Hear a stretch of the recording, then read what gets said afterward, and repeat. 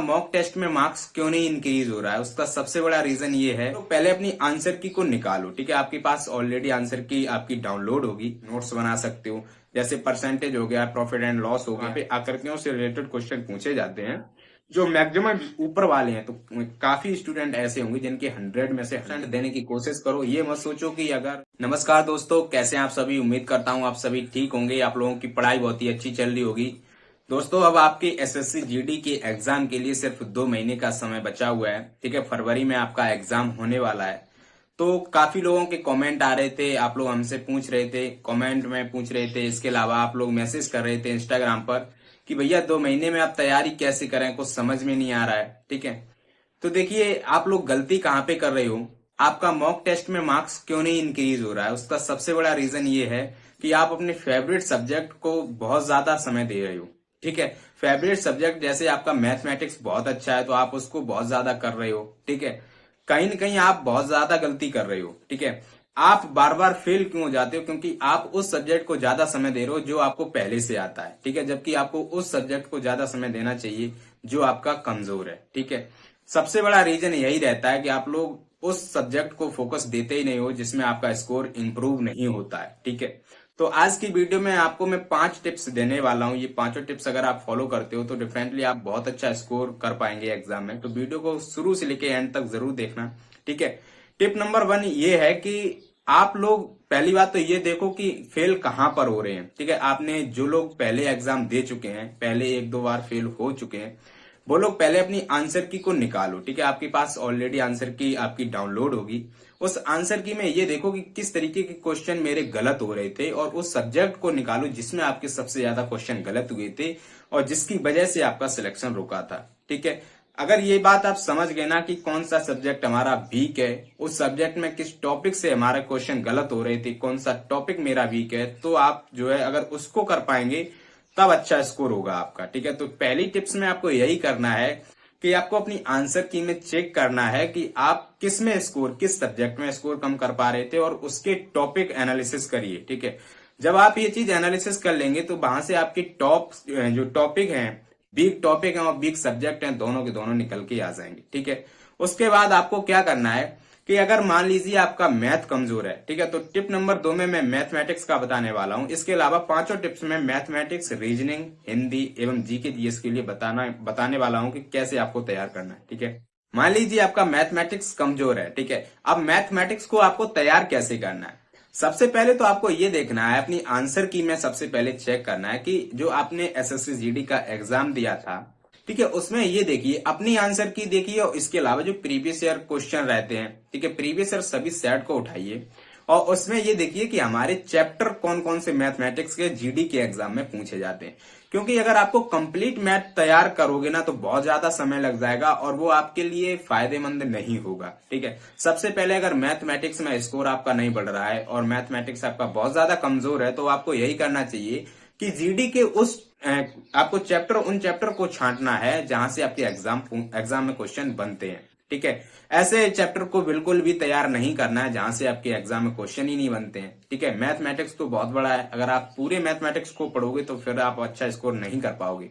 उन टॉपिक्स को पहले छांटिए, उन सब्जेक्ट को, उन ऐसे चैप्टर्स को छांटिए जिससे आपके क्वेश्चन पूछे जाते हैं, ठीक है। अब आपको क्या करना है कि उसमें से हर चैप्टर के टाइप वाइज आपको क्या करने, क्वेश्चंस देखने हैं, ठीक है। टाइप वाइज एक एक चैप्टर करके आपको टाइप वाइज तैयार करना है, ठीक है। उसका आप नोट्स बना सकते हो।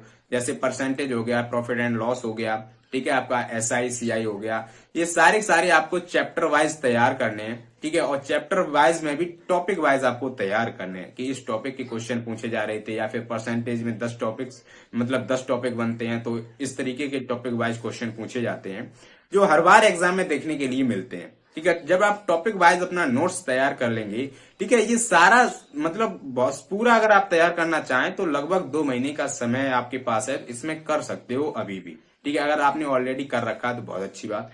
उसके बाद जब आप तैयार कर लेते हो तो फिर आपको क्या करना है कि प्रीवियस ईयर प्लस नोट्स, ठीक है, नोट्स को उठाओ और एक बार परसेंटेज का जितना भी नोट्स आपने टाइप वाइज बना रखा है उसको रिवाइज करो। उसके बाद प्रीवियस ईयर क्वेश्चंस को सॉल्व करो, ठीक है। अगर फिर भी आप परसेंटेज के चैप्टर से क्वेश्चंस को सॉल्व नहीं कर पा रहे हैं तो फिर उस टाइप के क्वेश्चंस को सॉल्व करने की कोशिश करो और फिर आप मॉक टेस्ट लगाओ। और मॉक टेस्ट में भी देखना है कि जब हमने परसेंटेज का चैप्टर क्लियर कर लिया है, उसके सभी टाइप्स को क्लियर कर लिया, फिर मॉक में आपके उस टाइप के क्वेश्चंस बनने चाहिए। ठीक है, अगर नहीं बन रहे हैं तो फिर आपकी गलती है, कहीं न कहीं आपने उस टाइप को छोड़ रखा है, आपने पढ़ा नहीं है। इस तरीके से अगर आप तैयार करोगे तो अब आपको समय भी देना पड़ेगा, क्योंकि 2 महीने में आपके पास ज्यादा समय भी नहीं है, तो ज्यादा समय देना पड़ेगा आपको। ठीक है, वीक सब्जेक्ट को सबसे ज्यादा फोकस करिएगा।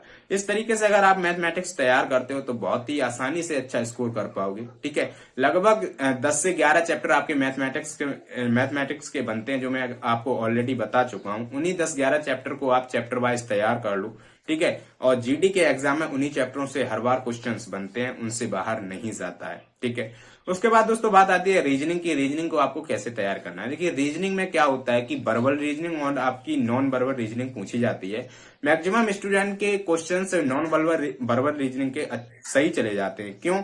क्योंकि वहां पर सिर्फ निगाह का खेल होता है, वहां पे आकृतियों से रिलेटेड क्वेश्चन पूछे जाते हैं जो मैक्सिमम स्टूडेंट के सही हो जाते हैं। क्योंकि एसएससी जो आपकी नॉन वर्बल रीजनिंग पूछती है ना, वो इजी ही पूछती है। कभी भी आपकी 1 से 2 क्वेश्चन मॉडरेट आ जाए, वैसे तो इजी रहता है। ठीक है, अब बात आती है वर्बल रीजनिंग की। तो वर्बल रीजनिंग में भी आपको यही करना है कि आपको टाइप वाइज क्वेश्चंस को तैयार करना है।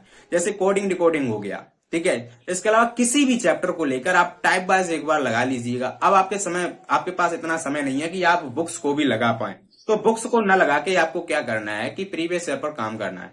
प्रीवियस ईयर क्वेश्चन को आपको सॉल्व करना है, उसके बाद मॉक टेस्ट देना है। लेकिन टाइप वाइज आप एक बार जरूर कर लेना। अगर टाइप वाइज नहीं करोगे तो फिर उस टाइप के क्वेश्चंस आपके एग्जाम में पूछे जाएंगे जो कि आप सॉल्व नहीं कर पाओगे।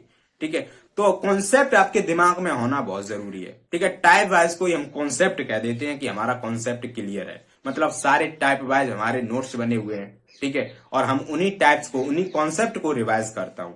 तो ये जो टाइप वाइज मैं बोल रहा हूं ना, ये कॉन्सेप्ट की बात कर रहा हूं। ठीक है, टाइप वाइज मतलब हर टाइप के, हर तरीके का कॉन्सेप्ट आपको आना चाहिए। ठीक है, अब बात आती है दोस्तों जीके जीएस की।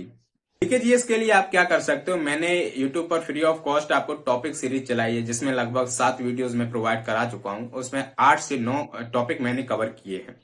जीके जीएस सिर्फ जो टॉपिक सीरीज में लेके आ रहा हूं जीके जीएस की, ये सिर्फ एसएससी जीडी के एग्जाम के लिए है। ठीक है, मैंने उन्हीं टॉपिक को मैं कराता हूं जो जिनसे प्रीवियस ईयर में क्वेश्चन पूछे गए हैं, उस टॉपिक को ही क्लियर करा देता हूं। तो ऐसे ही अगर आप सेल्फ करना चाहते हो, खुद से करना चाहते हो, तो आपको क्या करना है, पहले प्रीवियस ईयर को देखना है, उसमें ये छांटना है कि किस टॉपिक से जीके जीएस में क्वेश्चंस बनते हैं। देखिए दोस्तों, करंट अफेयर्स का क्या होता है, करंट अफेयर्स के क्वेश्चंस जो होते हैं बहुत ही मतलब आउट ऑफ सिलेबस होते हैं। ठीक है, आउट ऑफ सिलेबस ऐसे होते हैं कि आपको ये लगेगा कि ये मैंने कभी पढ़ा ही नहीं है, कितना भी आप करंट अफेयर पढ़ लेना, लेकिन करंट अफेयर के क्वेश्चन मैक्सिमम आप नहीं बना सकते हो। ठीक है, तो वो तो फिर आउट ऑफ सिलेबस चला जाता है। अगर आप तैयार करना चाहो तो करंट अफेयर्स को आप जो है वीकली या मंथली मैगजीन लेके वहां से क्लियर कर सकते हो। ठीक है, अब बात आती है दोस्तों कि टॉपिक जो क्वेश्चन हमसे बन सकते हैं, अगर वो भी आप गलत करोगे तो फिर आपका स्कोर डाउन हो जाएगा। ठीक है, तो आपको जीके जीएस कैसे तैयार करना है कि टॉपिक वाइज अगर सेल्फ करना चाहते हो तो टॉपिक वाइज आप पहले तो प्रीवियस ईयर से टॉपिक छांट लो कि ये टॉपिक हमारे एग्जाम में पूछा जा रहा था, और एक एक टॉपिक को बहुत अच्छे से कवर करो। ठीक है, अब बात आती है कि हमें याद नहीं होता है। इसके लिए आपको क्या करना है कि 4 से 5 बार जब आप नोट्स बना रहे हो, जब टॉपिक आप क्लियर कर रहे हो, तो उस टॉपिक के मैं खुद करता हूं ना, जब मैं आपको वीडियो देता हूं तो वो भी मैं नोट्स बना के ही वीडियो प्रोवाइड कराता हूं। तो उसमें क्या होता है कि मेरे टॉपिक वाइज क्या होता है कि पूरा टॉपिक कवर किया हुआ होता है, जिसका मैं वीडियो बना के आपको प्रोवाइड करा देता हूं। इस तरीके से आपको क्या करना है कि टॉपिक वाइज तैयार करना है, और जब भी जीके जीएस पढ़ने बैठना है बस उन्हीं टॉपिक को बार बार रिवाइज करना है। ठीक है, 4 से 5 बार भी अगर आप रिवाइज करते हो तो आप बहुत अच्छा स्कोर जीके जीएस में कर सकते हो। अगर दोस्तों आप 12 से 13 या 14 से 15 क्वेश्चन भी जीके जीएस में निकाल पा रहे हैं तो बहुत अच्छा स्कोर चला जाएगा आपके जीडी के एग्जाम में। क्योंकि जीके जीएस में 20 में से 15 क्वेश्चन करना एक बहुत बड़ा चैलेंज होता है मेरे सामने। ठीक है, जीके जीएस का सोर्स जो होता है वो फिक्स नहीं होता है। ठीक है, कहां से पूछा जाएगा, लेकिन फिर भी हो गया। हिस्ट्री के आपको वो सिलेक्टेड टॉपिक तैयार करने हैं जो प्रीवियस ईयर में पूछे गए हैं। ऐसा नहीं है पूरी हिस्ट्री आप तैयार करोगे, फिर तो आपके पास उतना समय भी नहीं है और आप कर भी नहीं सकते। ठीक है, कर सकते हो लेकिन समय होना चाहिए उसके लिए। ठीक है, तो आप हिस्ट्री हो गया, पॉलिटी के इंपॉर्टेंट, जैसे आपके जो इंपॉर्टेंट अनुच्छेद पूछे जाते हैं, जो भी इंपॉर्टेंट रहता है ना, वही आपको तैयार करना है। पॉलिटी हो गया, हिस्ट्री हो गया, जियोग्राफी हो गया, इकोनॉमी हो गया, साइंस हो गया। जियोग्राफी की मोस्टली जो टॉपिक पूछे जाते हैं, जैसे वर्ल्ड जियोग्राफी का आप देख लो, सोलर सिस्टम से हर बार क्वेश्चन देखने के लिए मिलता है, कोई ना कोई ग्रह आपसे पूछ लेगा, ठीक है, तो सोलर सिस्टम को तैयार कर लो। इसके अलावा ज्योग्राफी का एक और टॉपिक रहता है, दर्रे हो गए, पहाड़ हो गए, पठार हो गए, नदियां हो गई, इनसे रिलेटेड क्वेश्चन पूछा जाता है। तो ये चीजें तैयार करो ना जो आपके एग्जाम में पूछी जाती हैं। इसके अलावा दोस्तों जैसे इकोनॉमी हो गया, इकोनॉमी का एक टॉपिक रहता है पंचवर्षीय योजना, 5 ईयर प्लान, यहाँ से हर बार क्वेश्चन देखने के लिए मिलता है। तो यार 12 5 ईयर प्लान है, उनको तैयार कर लो, वहां से क्वेश्चन बनेगा तो आपका सही हो जाएगा, समझ रहे हो। तो इस तरीके से आपको टॉपिक वाइज अगर तैयार करोगे तो सिलेबस को बहुत अच्छे से कवर कर पाओगे। अगर नहीं आप टॉपिक वाइज तैयार करोगे, मतलब एक तरफ से पढ़ने लगोगे, फिर आप जो है 2 महीने में तो कवर नहीं कर सकते और कहीं ना कहीं आपका स्कोर बहुत डाउन जाएगा, ठीक है। और जो लोग मतलब ये मानसिकता बना के बैठे हैं कि इस बार नहीं होगा तो अगली बार 2025 वाली में ट्राई करेंगे, उसमें हो जाएगा, तो भाई ना आपका इसमें होगा ना अगली वाली में होगा, ठीक है। तो टारगेट आपका फिक्स होना चाहिए। दूसरी बात, सबसे बड़ी गलती आप ये करते हो कि आपने देखा कि हमारे स्टेट की कट ऑफ इतनी जाती है, तो आप कट ऑफ के हिसाब से ही तैयारी करते हो कि इतने मार्क्स मेरे इतने इसमें बन जाए, इस सब्जेक्ट में इतने मार्क्स बन जाए और इतने मार्क्स मेरे बन जाएंगे तो मेरा इसमें हो जाएगा, क्योंकि मेरे स्टेट की कट ऑफ इतनी जाती है। दोस्तों कट ऑफ का अंदाजा नहीं लगाया जा सकता है, ठीक है। हो सकता है इस बार आपके स्टेट की कट ऑफ अब चली जाए। आपने हाल ही में देखा होगा कि कल या परसों रिजल्ट आया सीआईएसएफ फायरमैन का, उसमें इतनी हाई कट ऑफ गई है। अब यूआर की कट ऑफ जो गई है उसमें 96 गई है आउट ऑफ 100। अब देख लो इसमें कंपटीशन कितना हार्ड है, ठीक है। जबकि उसमें वैकेंसी थी वो 1600 कुछ वैकेंसी थी, ठीक है। बहुत ज्यादा हाई कट ऑफ गया है। अब देखो 96 से नीचे वाले तो स्टूडेंट उसमें सिलेक्ट नहीं हुए, ठीक है, और 96 से जितने भी ऊपर वाले हैं तो काफी स्टूडेंट ऐसे होंगे जिनके 100 में से 100 मार्क्स होंगे, ठीक है। तो अपना टारगेट हमेशा ज्यादा रखिए, ठीक है, कि हमें अपना 100% देना है तैयारी में, बिल्कुल भी 1% भी चूकना नहीं है, ठीक है। अब दोस्तों बात आती है कि हिंदी को आपको कैसे तैयार करना है। देखिए हिंदी इजी पूछा जाता है, लेकिन मैक्सिमम स्टूडेंट क्या होते हैं कि इजी होते हुए भी गलत क्वेश्चन कर देते हैं, ठीक है। कहीं ना कहीं फिर हिंदी में स्कोर कम हो जाता है। तो ऐसा नहीं है कि हिंदी इजी पूछी जाती है तो आपके सभी सही हो जाएंगे, लेकिन आप अगर इस पे मेहनत थोड़ी सी कर लेंगे तो फिर सभी सही हो जाते हैं।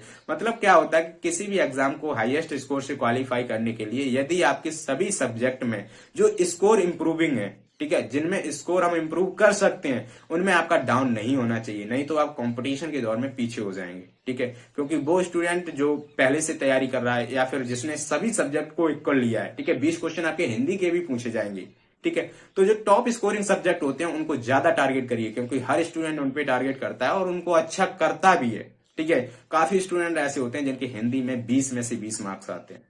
इसके लिए मैंने टेलीग्राम पर एक नोट्स प्रोवाइड कराया था, जो मेरा सेल्फ क्रिएटेड नोट्स है, जिसमें मैंने सारे टॉपिक एसएससी जीडी के कवर किए गए हैं। अगर आपने वो नोट्स आपने डाउनलोड नहीं किया तो कर लेना, फ्री ऑफ कॉस्ट है, ठीक है।